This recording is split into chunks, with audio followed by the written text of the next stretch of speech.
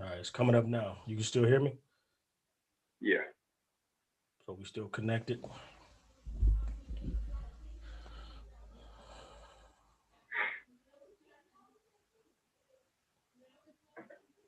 All right, we are live. Can you hear me, Ty? I can hear you loud and clear.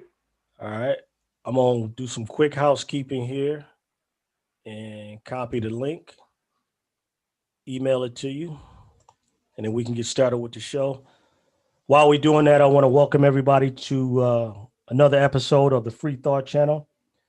We're doing something a little different tonight that is eventually going to evolve into a whole new channel. So stay tuned. A good friend of mine, the co-host of the show, my partner in crime, Talib, is going to be bringing information as well. Ty, did you want to say Smith? Say something? Now I'm just happy to be on with you, Mike. We got to get this information now because we're getting hit at all angles. People are letting a lot of people shut us out. Close up the doors on the information, especially when you see that even the president can get muzzled. You know That's what I right. mean? So Yeah. the information has got to keep getting out, and what I'm glad about is that you invited me on, and we're gonna talk facts. Right.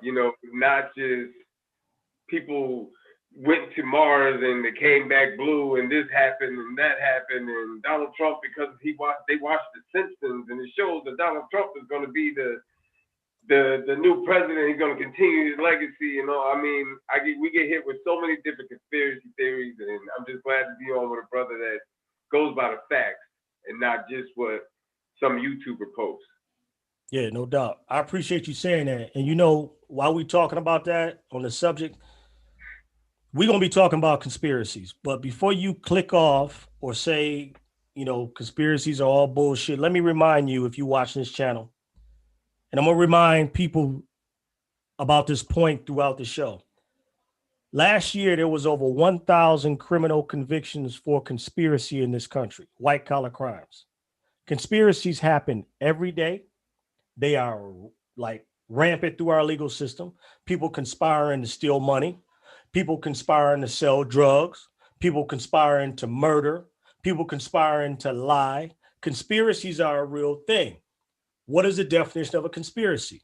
When two or more people come together in secret to do something that is immoral, unethical, or illegal. That's it. That's a conspiracy, right? So to say that they don't exist in politics, religion, business, whatever, you you living in a pipe dream. Like you're not even dealing with reality. The damn school board is conspiring right now, right? So I hope that makes it clear, Talib. I mean, do you agree? I agree 100%. I agree 100%. Okay. So you got the link. We'll send it out to a few people, and hopefully they get it. As a matter of fact, send one to Tiffany if you can, if she's a Facebook friend of yours, because Mm-hmm. she was real interested in coming on tonight, but she had to work because we all trapped into the conspiracy that is capitalism. That's a real thing. Mm-hmm. All You right. already know. So I'm gonna do this also real quick here. I'm gonna click this record button. Um, and then we're gonna get going. All right. So we haven't really come up with a name for tonight's show, but in a nutshell, because this is our debut, um, we're gonna break down conspiracies on a broader scale, but at the same time discuss the fact that a lot has happened in the last few days that has rocked the nation, so to speak. Um, Today is the 10th of January, and a few days ago, a bunch of pro-Trump supporters went into the White House, pardon me, the Capitol, and trashed it. Right? They did the ultimate bum rush, kicked everybody out. And for me, the first red flag that went up was obvious that this was an inside job. Why do I say that? Because security was lax. And in every conspiracy, for anybody that got an eye to see, all you got to look at is security. Now, why do I say that? JFK assassination, all the windows were open in all the buildings surrounding the motorcade, right? That's a huge lapse in conspiracy, in addition to his security not being attached to the motorcade in the vehicle. That's one. 9/11. It just so happens that the most powerful country in the world got hit with 4 planes, armed terrorists, crashing planes into buildings, and our whole entire security apparatus in the form of defense with airplanes and all that was just out to lunch, right? Nobody did nothing. Just right. It's over. We can keep going on with that one. Right. That's a rabbit hole by itself. In addition to the fact that, you know, anti-aircraft, you've heard of anti-aircraft missiles, right? Mm-hmm. There have been anti-aircraft missiles in DC since the 50s. So to tell me that those anti-aircraft missiles couldn't have came out the ground and shot planes down before they even got there, regardless of any jets, come on, man.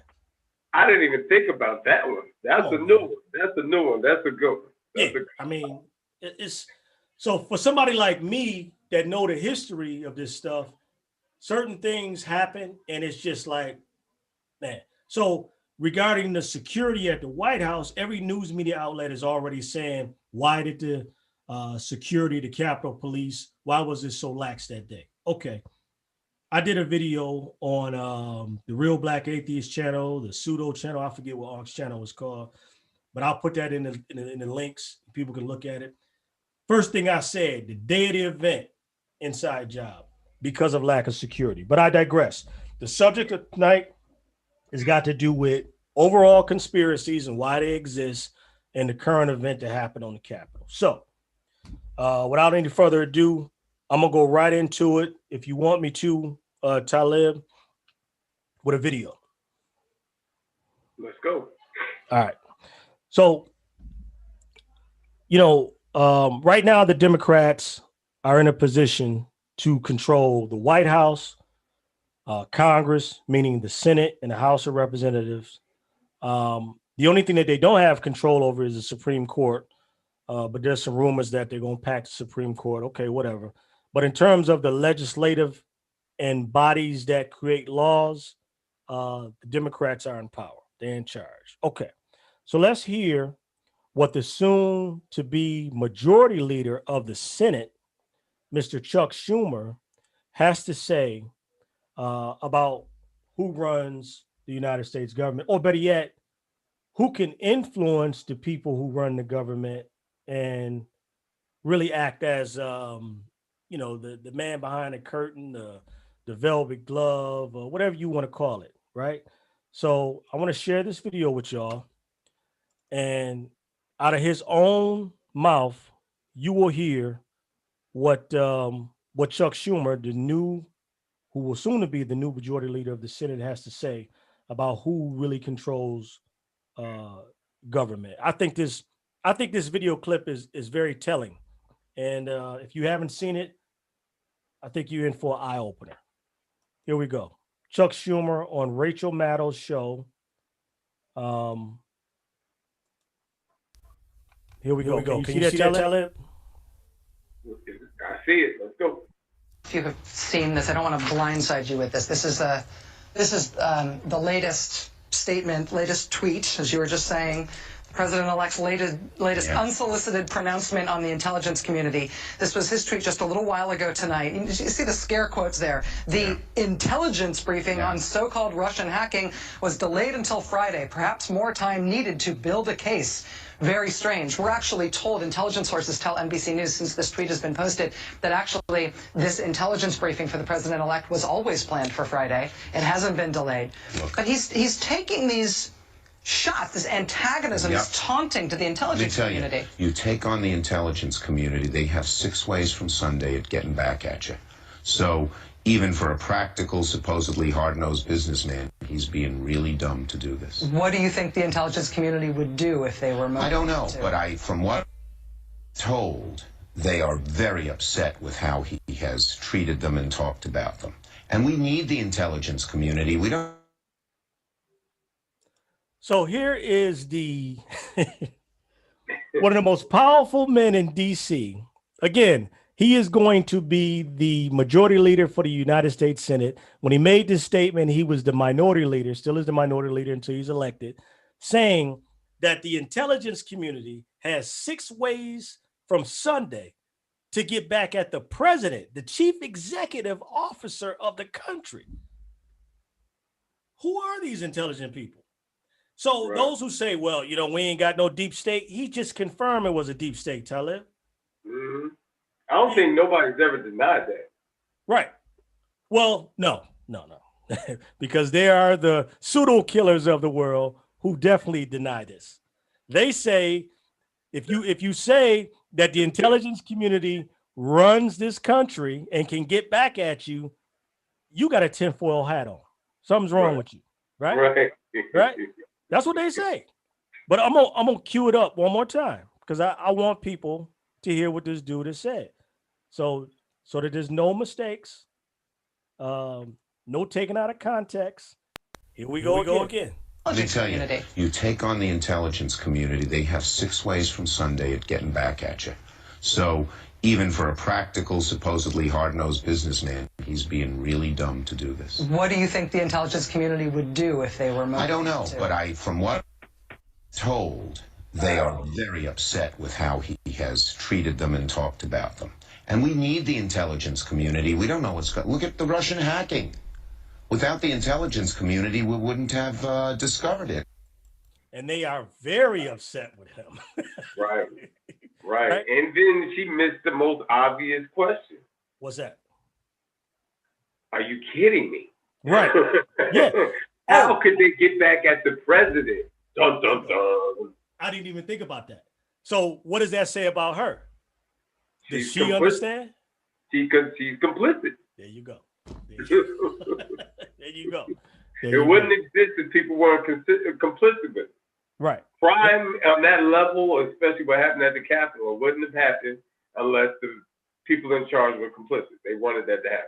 That's right. There's even video. And you see nobody's head has rolled except for the chief? The one chief resigned? He resigned. That's right. But you can see on the video, you saw it too, where the police are opening the door or the gates, literally. Opening up the fences, standing by, letting people walk on by. I'm like, somebody told them to do that. Right. And you got the Capitol Police. I think their ranks are like 2,000, and only 500 people came to work that day. Are you serious? Yeah. On a day when everybody knew that it was going to be that was going to jump off. Right. So come on, man. Especially the way they keep the security. I forget the sister's name. I was trying to look it up. The one sister who got shot because her car went through the barrier. She had a seizure or something like that, and she went through the barrier, and they shot her up and killed her. Quickly. So that's right there. Right. And that was one person. So that just tells you. You know, the flip side to all of it too is that it almost seems, and we can get into this a little later, but I personally think they wanted it to happen. Yeah. And the reason I say it is because right now DC is locked down. And for the first time, there are fences all around the Capitol, the same way they're around the White House. And anybody that wants to deny that we don't live in a national security state, they're about to see it really come to fruition, full circle, right? Because in a minute, we're going to need a passport to go into DC. You know what I mean? Like that's the objective. Look at what happened with 9/11. We can't even board an airplane without getting treated like we're getting processed into prison. You get molested. Yeah. You know, depends on how they feel that day. Right. I'll pat you down.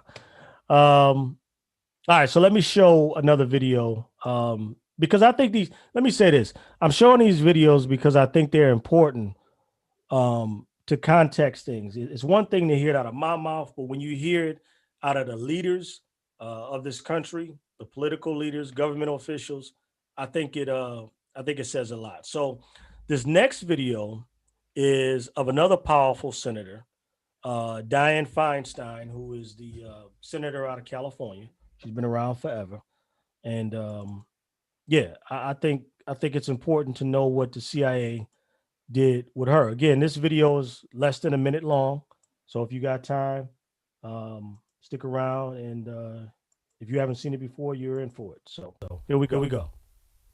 Without prior notification or approval, CIA personnel had conducted a search, that was John Brennan's word, of the committee computers at the off-site facility. This search involved not only a search of documents provided by the committee, by the CIA, but also a search of the standalone and walled-off committee network drive containing the committee's own internal work product and communications. Based on what Director Brennan has informed us, I have grave concerns that the CIA's search may well have violated the separation of powers principles embodied in the United States Constitution, including the speech and debate clause. It may have undermined the constitutional framework essential to effective congressional oversight of intelligence activities or any other government function. All right. The They reason why haven't that killed her yet? I'm sorry. And they haven't killed her yet? No. But here's the thing. And if she wasn't like straight up enough about it, I'm gonna tell you what happened. Back in like 2010, 2012, the CIA was under investigation by the House Intelligence Committee for basically what was happening with the spying and all that, the NSA tapping our phones, watching everything we do, listen to everything we say. And basically during that whole hearing process, they hacked the computers of the United States Senate. The government body that's in charge of oversight was hacked by the group that they overseeing. Wow. And it was like the media covered it and then it went away. Right. Because the CIA controls the media. Bingo.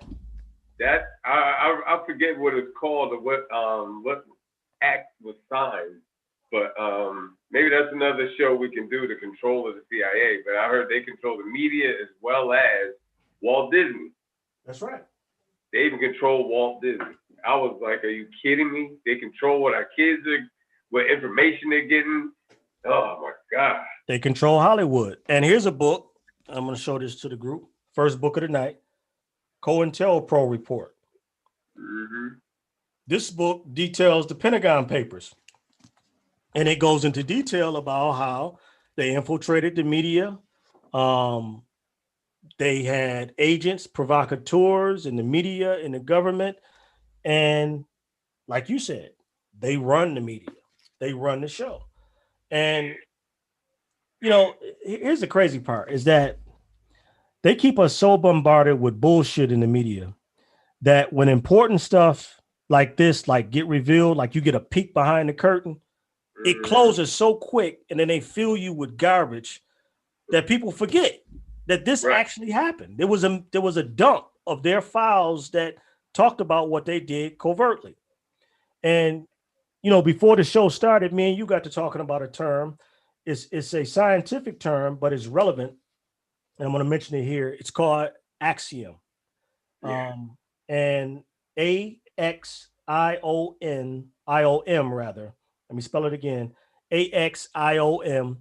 An axiom is a statement or a proposition, which is regarded as being established or accepted as self-evident and true. So in science and in math, people build foundational information so that they ain't got to keep regurgitating what everybody know to be true, right? And then they build on that. Well, in this genre that we're discussing tonight, a conspiracy, you have to have a basis, a foundation. You got to know that this happened. You got to know that COINTELPRO happened. You got to know about the Kennedy assassination. Oh, speaking of the Kennedy assassination, because it's not just my word, I got a bunch of files up here, but this is a final report document. And this is the final report for the House Select Committee on Assassinations, which came out in 1979, that concluded that Kennedy and MLK were assassinated as a result of a conspiracy. Now, if you've never read this document, if you don't know about this document, when somebody mentions it to you, you'd be like, that's some old Oliver Stone JFK movie bullshit. You don't know that Congress concluded it already. You have no idea that 40 years ago there was major hearings and they came to a conclusion. You dig me? So again, it goes back to that term, axiom. When you have a foundation for stuff, it's easy to look at stuff and be like, oh, here they go again. When somebody's sitting right next to you and they believe in the hype, 100%. And, two other terms to put into people's, vocabulary is exoteric and esoteric. Exoteric is when it's common knowledge, right? It's available for everybody to see and understand and relate to. Esoteric is hidden knowledge, hidden meaning. In other words, again, you got to have a basis. You got to have a foundation to understand what's happening or what's going on, because you can read through the lines. And I think that's part of why people can easily just dismiss certain things and move on to the next subject without giving it any validity. You feel me? So I think what also helps is the internet era. Yes. Social media era. I think it shortened everyone's attention span. Attention span. Exactly. So everybody's on these videos that only last 7 seconds, 20 seconds, 50 seconds. And if it goes past that, they swipe left. Too much information. Swipe left. Right. So I think you have a lot of that, man. I think by the CIA or whatever shadow government, they did that on purpose. Right. Because these youngsters can't keep up with nothing if it's not something quick to look at, swipe left. Right. You know what I mean? I think they programmed us real good. Oh yeah. Real good. Oh yeah. And there's a flip side to this too, because there's a lot of people out there who will watch this show and say, you know what, Mike, yeah, all that may be true, but the government, the CIA, the military, they do a lot of bad things, but they do it to protect us, to make our life better.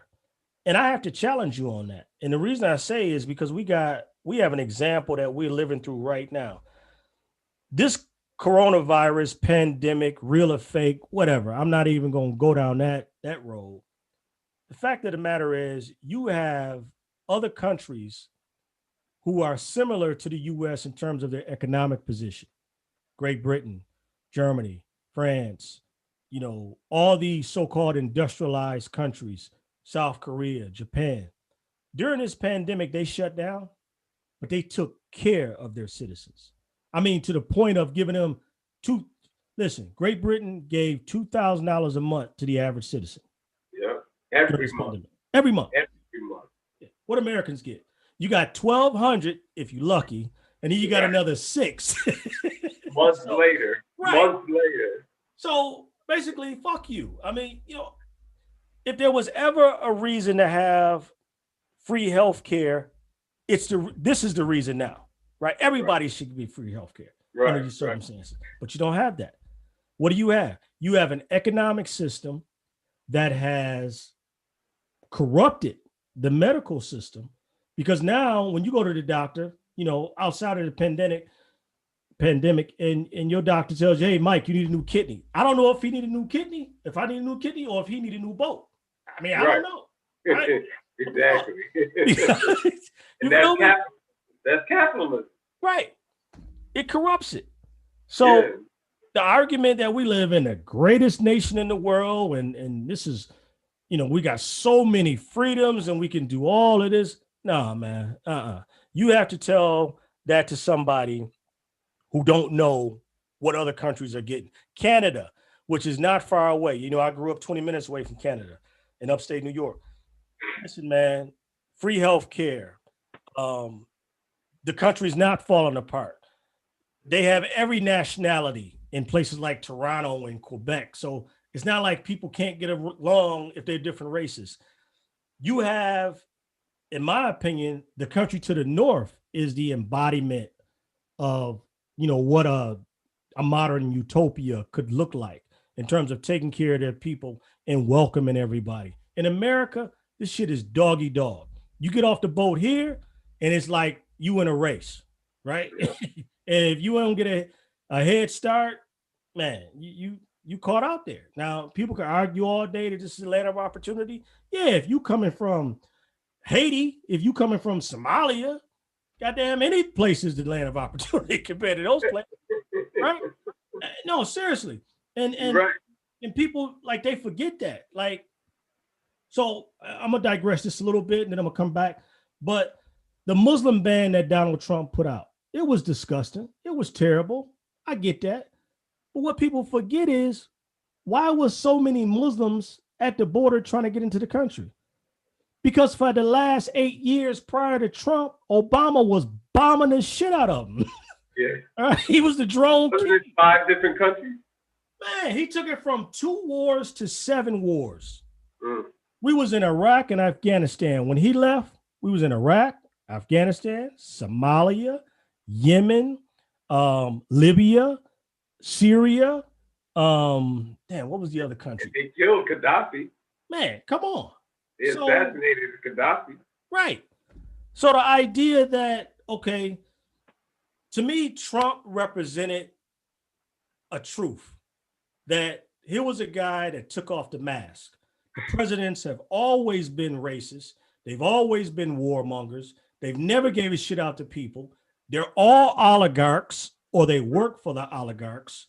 Right. And all Trump did was go, here's the real me. Right. Here's real America. Right. So anyway, I don't want to get off the point too much, man. Are we all right? We good. We good. Okay. So back to the video archive. So this next video. So now we have a context of understand that the intelligence agencies of this country, they hold real power. But I'm about to drop a bomb because here is a whistleblower. This guy's named Russ Tice. That's for short, but it's Russell Tice. He's a former NSA employee. And let me let you listen to what he has to say. Because he really explains maybe why our government is or individuals in our government are responding the way they do in terms of just not doing much for the people. All right, so before I bumble up too much, here we go. Russ Tice, former NSA whistleblower. And future President Barack Obama. Yeah, it was journalists. Even then Senator for Operations, including senior congressional leaders, Trump Communication Post, and the Corbett Report, where he revealed shocking new details of the NSA spying scandal. In addition to detailing how the NSA is collecting and storing the content of all electronic communications passing through the United States, he also revealed for the first time some of the specific targets of past NSA wiretapping operations, including senior congressional leaders, the former White House press secretary, high-ranking military generals, the entire Supreme Court, and even then Senator from Illinois and future President Barack Obama. Yeah, it was journalists. It was members of Congress, both houses, Senate and the House, especially on the intelligence committees, in the armed services committees, and on judiciary committees, and as well as the senior leadership in both the House and the Senate. It was judges, federal judges, and every member of the Supreme Court, all 9, of which I held the initial targeting of Judge Alito in my hand when Judge Alito was being put up for his position on the Supreme Court. So I saw the Alito paperwork in my hand physically. It was members of a few members of Bush's own staff in the White House. Who else did they? They went after lots of lawyers and law firms, I noticed. In your interview on Boiling Frogs Post, you mentioned specifically General Petraeus? Yes, they went after senior military leaders. With my satellite stuff, I saw I saw how they went after the State Department. They went after Colin Powell, Secretary of State. They went after General Saseki. And then on the terrestrial side, I saw the paperwork as they were going after General Petraeus. Was Barack Obama targeted by this? Yes, he was. As a matter of fact, that was in 2004, probably late summer time frame. And he was a candidate for senator. He'd already won his primary in Illinois, and that's when I saw, Barack Obama's name. Russell Tice was a 20-year intelligence analyst veteran, working for the NSA until 2005 when he helped blow the whistle on the agency's unconstitutional spying on Americans. He was one of the sources that James Risen and Eric Lichtblau turned to for their reporting on the warrantless wiretapping program in the New York Times. In 2009, he revealed to Keith Olbermann that the agency was eavesdropping on the communications of journalists a full 4 years before the AP spying scandal. But an organization that was collected on were U.S. News organizations and reporters and journalists. So far, the mainstream press in the United States have been studiously ignoring these amazing revelations. Tice was invited for a brief appearance on MSNBC, but was told just minutes before going on air that he was not permitted to mention the wiretapping of government officials.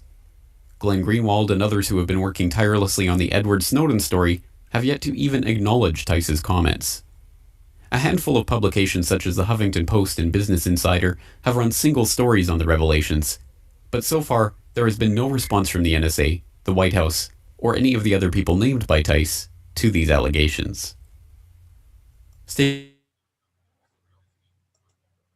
what you think, bro? It's confusing. What you mean? And the reason why I say it's confusing, right? If I'm a government official, I'm the president, I'm the vice president, I'm the speaker of the House, any of those top positions, why are you scared of the CIA or the NSA? Any of them? Wouldn't you want to out them for what they're doing? Like, look, you work for us. You work for this country. Heads should roll. Yeah. So, look, to me, I don't hear anything. So it's like he gets when he went MSNBC supposed to do an interview and they said, you can't mention wiretap. That's right. So somebody made a call. Mm-hmm. So I'm still just like, what is going on? Is it really, like you said, I guess that just proves again that the intelligence community runs this damn country. They run it. And here's the thing that's so you know about my history in politics, right? Mm-hmm. All right. So let me do this because and I hope you don't mind me doing this, Talib, but every now and then when I talk about government and how corrupt it is, I always got to pull out credentials because people think you don't know what the fuck you're talking about, man. You don't know about government. Okay, so I get that. But here's somebody. That's the new thing now. You don't want to be up there on the pseudo kill wall. There you go. Right. So, if you don't know what you're talking about, then now I was never in DC. I was never on that level. I'm not even making that claim. What I'm about to show y'all is very simplistic, very simple. I was very active in politics. This is me at the cover of my local newspaper. I was chairman of the Paulding County Democratic Committee for like 8 years. And then I was appointed to the Board of Elections in my county. I served on that board for 4 years, up until last year, as a matter of fact. The reason I'm bringing this up is because the time I've been in Georgia, I've been active in politics, and before I came to Georgia, in Buffalo, New York, I was active in politics. I ran for council. I used to work for the mayor. So even though I'm not a political expert, even though I don't have a long resume, I have some credentials. Now, why am I saying this? I'm saying this because I have no desire to ever be an elected official. Because I think that what I know, conscious-wise, even if I wasn't going to reveal anything, like a lot of politicians, you're either going to be assassinated. It doesn't necessarily mean killing you. You can assassinate your character, right? Destroy you that way. you can suddenly have a bunch of stuff on your laptop that wasn't there. Right? So that's one. Two, blackmail. That's what this guy is talking about. And I'm going to come back to that. Or you got to be paid off, right? So either they're going to pay you off, assassinate you, or blackmail you. I personally believe that all politicians, and when I say all, are not corrupt. I don't think they start off that way. But I think when one of the three categories is proposed to you, they shut the fuck up. Okay. Right. They say, look, man, yeah, you know, like I know that this is the truth. You can take this money, or we can pull out those photos when you was in Mexico last year vacation, right? Or, you know, you might choke on a chicken bone. You know, hey, what you choose, right? And this guy is talking about Supreme Court judges. He's talking about Senator Barack Obama before he was even thought about being president, having a file on his desk. What did that file contain? You feel me? So I don't know the morality of any of these guys. What I do know is the system is corrupt. And when you become a part of a corrupt system, either you going to get out or what? Lay down. Right. Get out. Right. So, but you know, it's like the Tea Party. I mean, look at the Tea Party. When they came, they went crazy. We're going to come and we're going to change this country. We're going to do it from the inside. And what happened once they got on the inside? Crickets. That's right. Crickets. That's right. They all fell in line. And it is going to happen time and time again, man. The system is definitely corrupt. So, I mean, where do you want to go from here, man? I mean, we can keep going. We can talk about what happened at the Capitol, or I can pull out some more of my dusty books and talk about some more of this stuff. How do you want to keep going? We like a half an hour into the show right now, 36 minutes. I mean, it's up to you. It's up to you. I mean, we could save the Capitol talk for later to end it with, or we can go into it now and get right back to more of your dusty books. Well, look, just to reiterate the fact that I stated earlier, and I think it's a fact, conspiracies are real. You can have a conspiracy theory, which can be completely nuts and crazy. You can put that in that category. Okay, this is the theory category. Then you got conspiracy, let's call it the fact count category. Those conspiracies which have been proven true, right? And then you got, you know, conspiracy analysis. You can have those conspiracies that Kennedy assassination, if you want to call that, still under analysis. But certain conspiracy facts, for example, this is a Freedom of Information document, Freedom of Information Act document that was revealed, and it is called Operation Northwoods. Are you familiar with this? No. So Operation North. Yeah. Go ahead, bro. No, go ahead.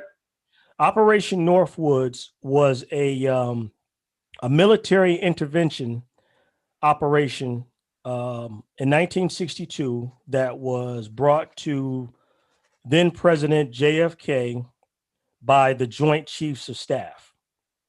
The chairman was a guy by the name of Lawrence Lemingser. This is why this report is significant. In 1962, in this document, they had proposed, and I'm going to show this real quick.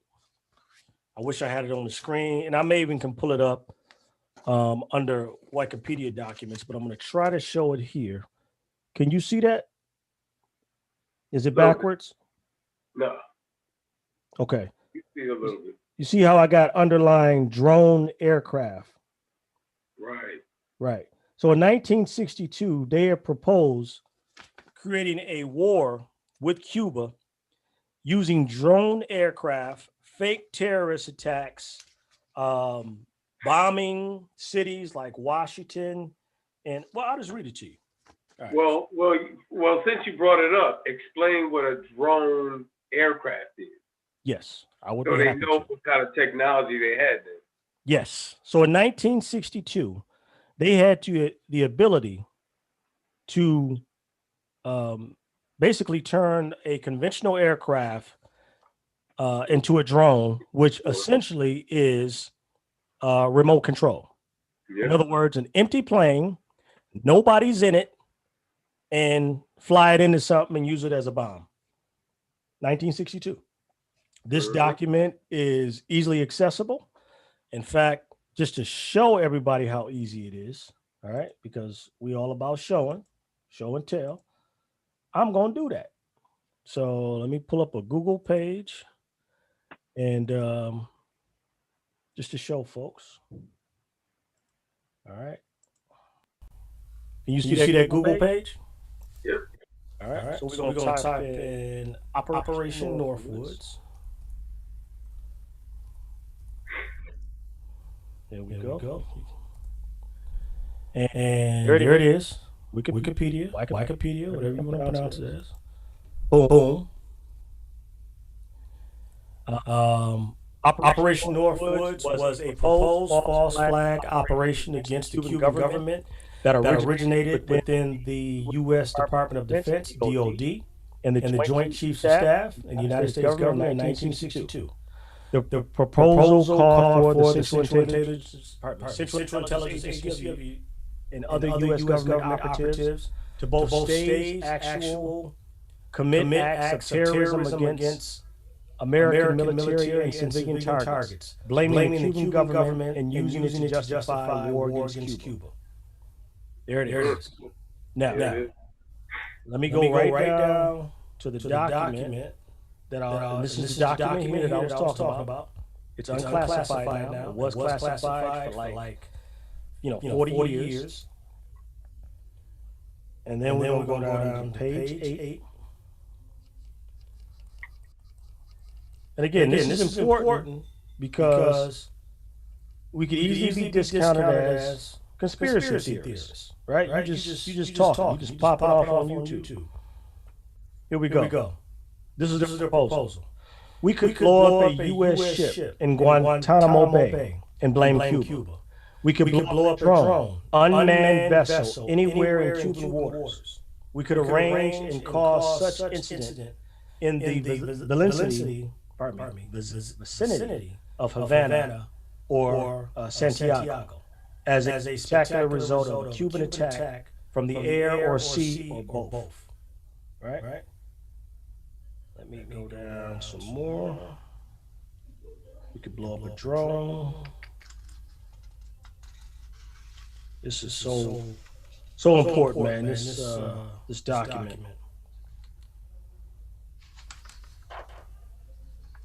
All right, so page 9. This is where it gets real crazy. Page 9 says we can use the MiG-type aircraft by U.S. pilots could provide additional provocation, harassment of civilian air attacks on surface ships, shipping and destruction of U.S. military drone aircraft by U.S. MiG-type planes would be useful in what is that? Complementary actions. Okay. Here's it. An F-86 propriety painted would convince air passengers that they saw a Cuban MiG, especially if piloted by or transported, were to announce such a fact. The primary drawback would be suggested security risk. Okay. Let me get down to the nitty-gritty. And that wasn't it. I do apologize for that.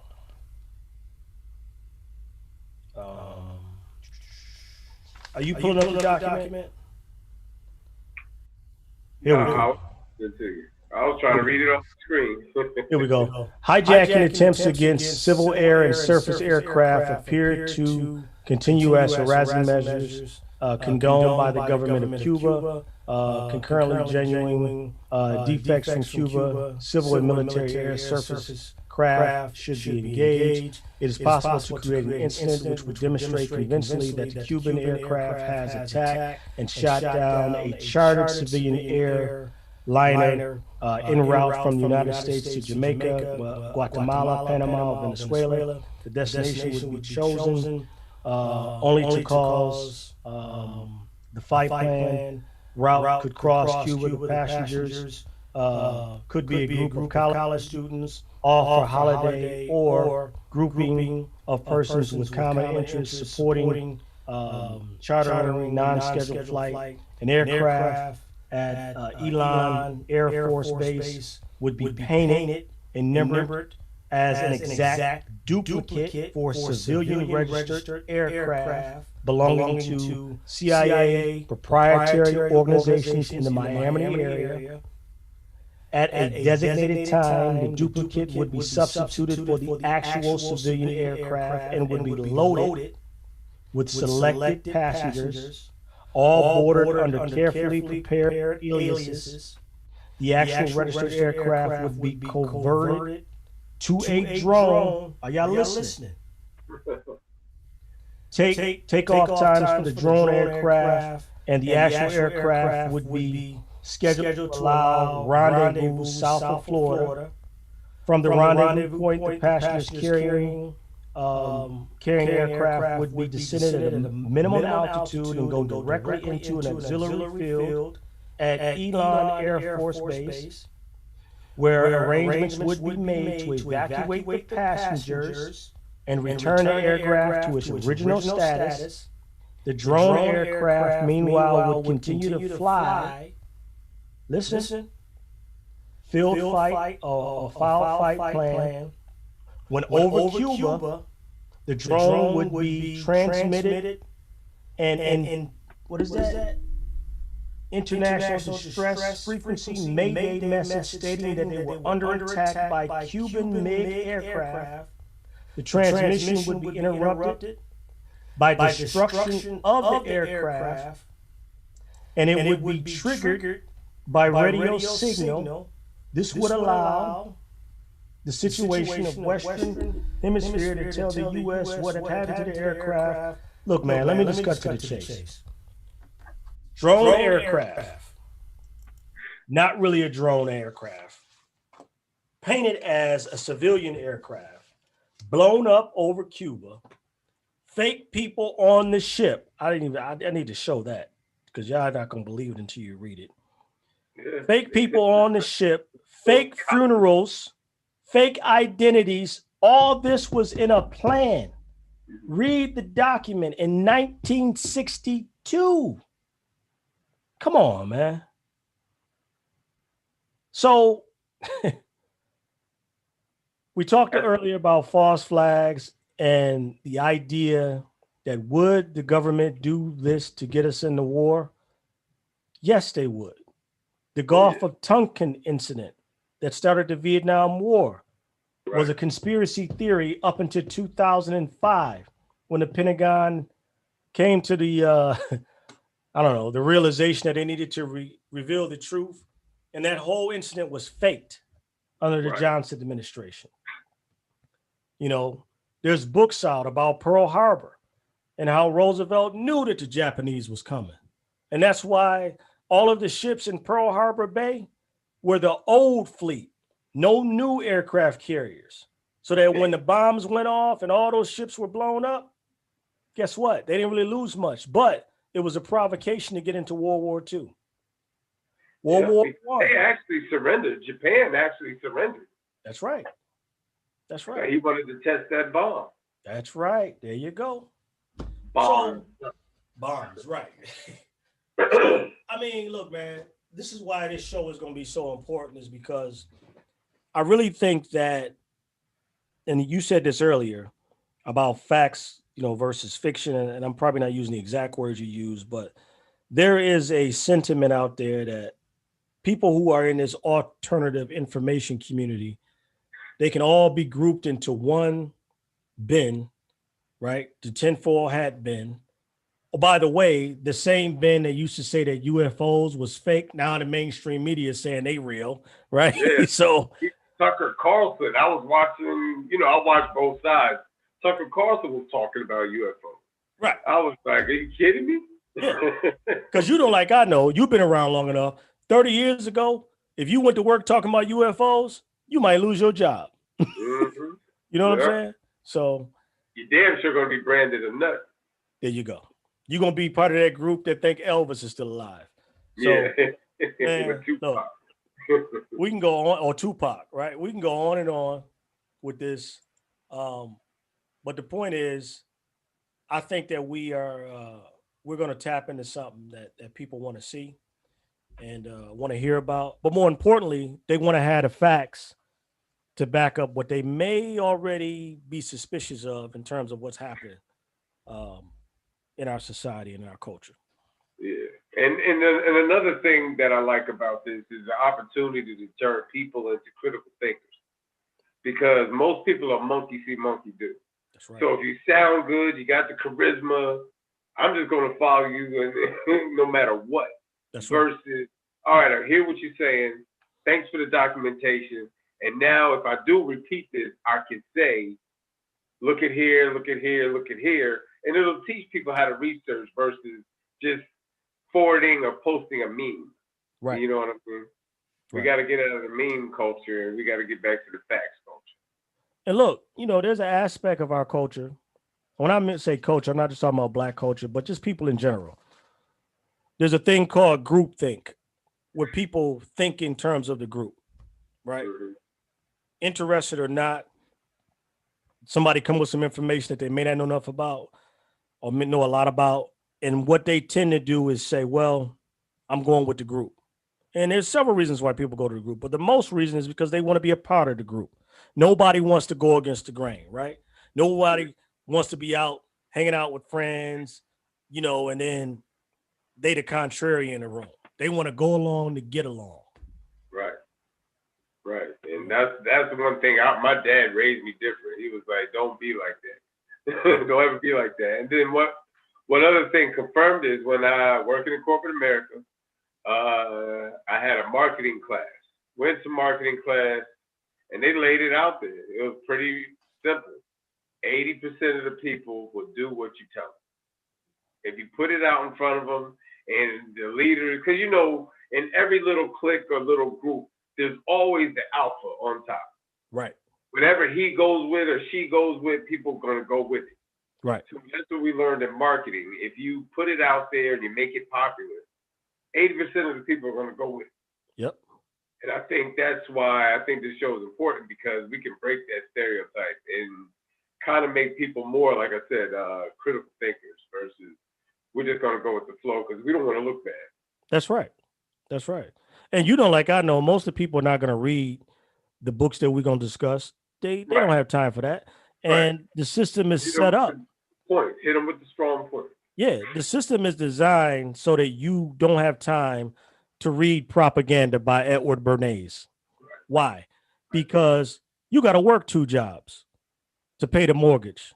You got to take Junior to soccer practice and your daughter to gymnastics practice. And then when you finally get home after driving an hour from work, after you done drove an hour to work, all you want to do is grab a beer, sit on the couch, and have somebody explain the world to you if you watch the news. Right. That's it. You watch the news. But everybody's on social media now. You know what I mean? Right. That's the new addiction. You can't do anything without picking up your phone and seeing what somebody said. Right. And even then, who controls that? That's right. That's right.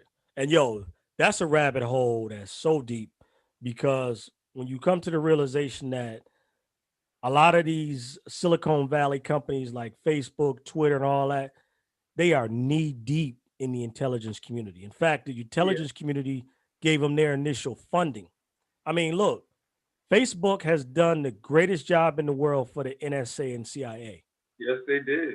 I mean, all these people that they catching right now that was in DC in this riot, all they doing is going to their social media pages. Exactly.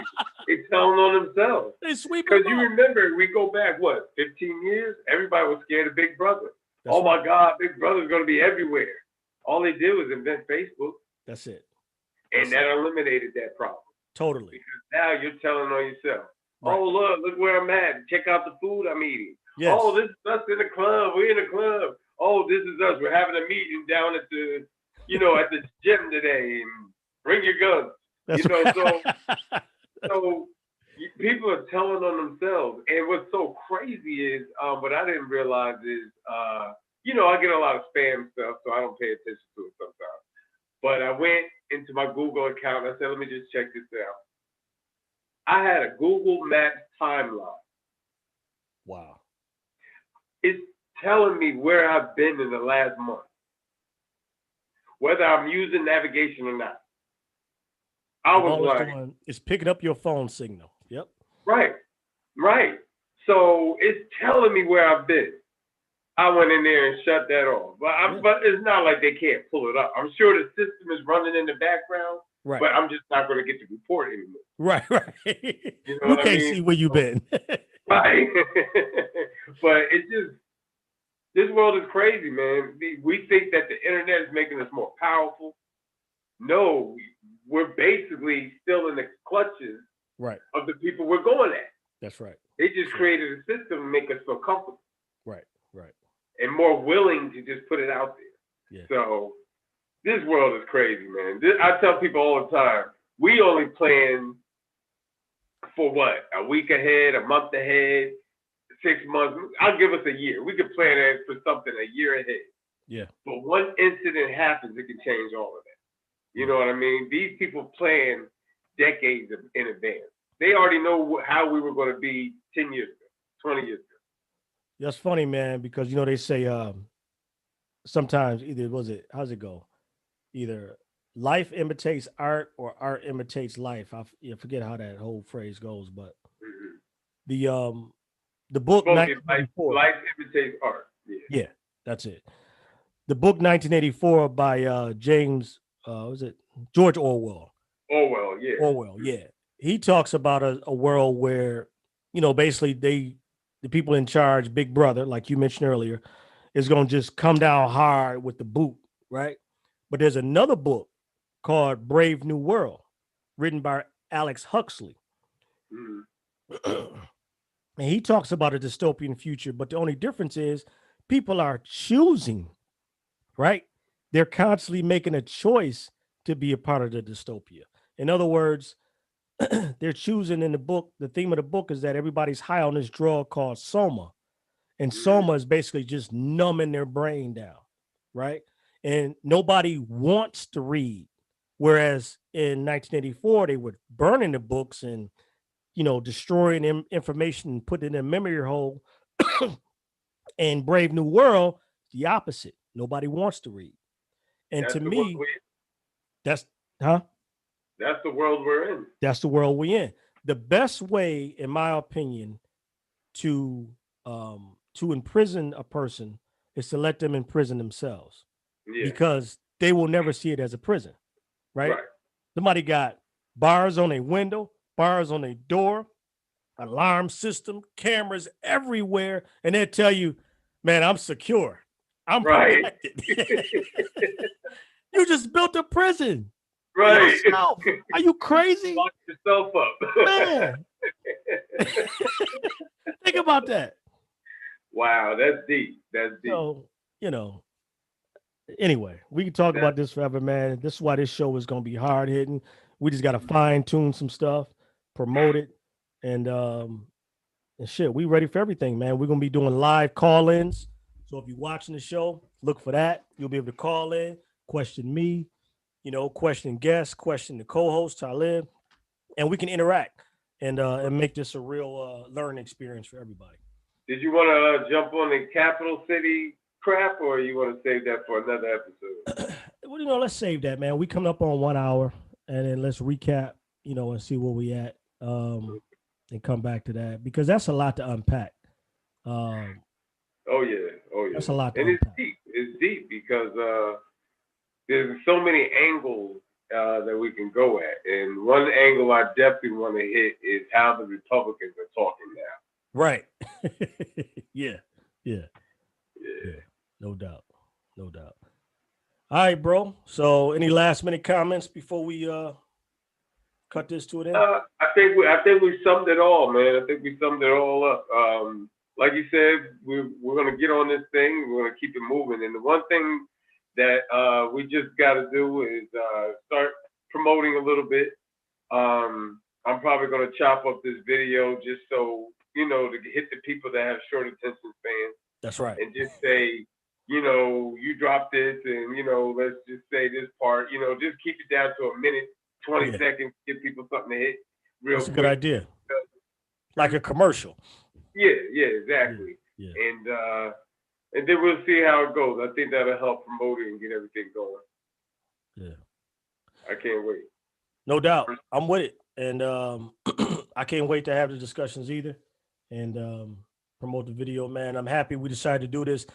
And I'll just say this. There's a lot of people who will probably participate in this show as a call-in. And you ain't got to be as transparent or as brave as me and this brother is. We're entrepreneurs, so we can say and do a lot of shit that most people can't do. Right. So, but here's the point. We put ourselves in that position because we were in corporate America and we tired of the bullshit. And that's a whole other show. 20 years, I can't get that. So freedom ain't free. Just so put that out there. And free speech ain't free.